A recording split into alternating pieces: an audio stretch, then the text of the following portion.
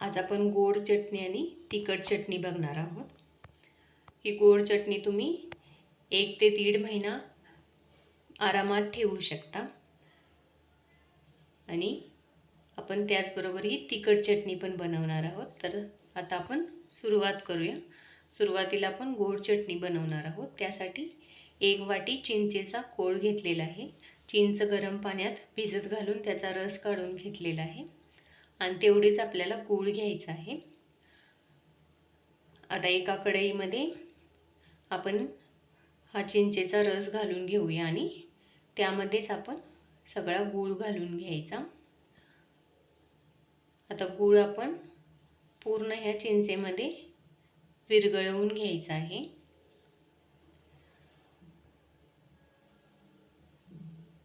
आता पूर्ण गूळ या चिंचेच्या पाण्यामध्ये विरघळलेला आहे आणि ह्याचा कलर ही चेंज झालेला आहे।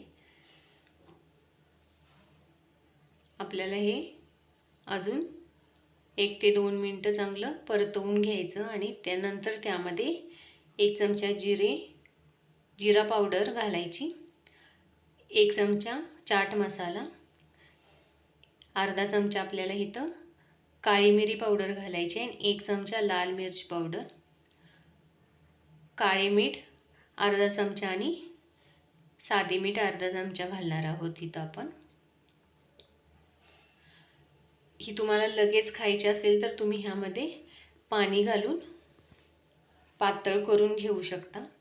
मी इथं 1 ते 1.5 महिना ठेवण्यासाठी बनवते, तर त्यासाठी मी ह्यामध्ये पाणी ॲड करत नाही आहे। आपण ही थोडी घट्टच करणार आहोत, म्हणजे ही जास्त दिवस आपली चटणी चांगली राहते।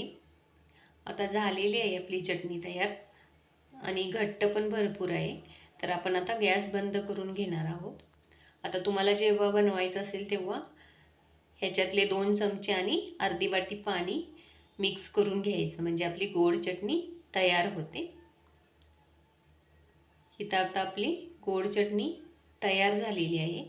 ही पॅकबंद डब्यात तुम्ही 1 ते 1.5 महिना फ्रीजमध्ये ठेवू शकता।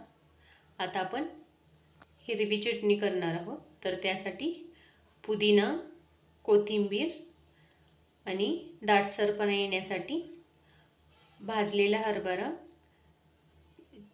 तिखटनुसार हिरवी मिरची, आल्याचा 1 तुकडा आणि लिंबू रस आपण घेणार आहोत। आता हे मिक्सरमध्ये घालून आपण यामध्ये थोडं लिंबू पिळून घ्यायचं आणि चवीनुसार मीठ घालायचं आणि पाणी ॲड करायचं ह्यामध्ये आणि ह्याची पेस्ट करून घ्यायची।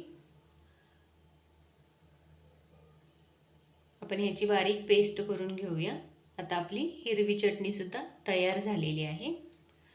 कोणत्याही चाट सोबत ही हिरवी चटणी आणि गोड चटणी तुम्ही सर्व करू शकता।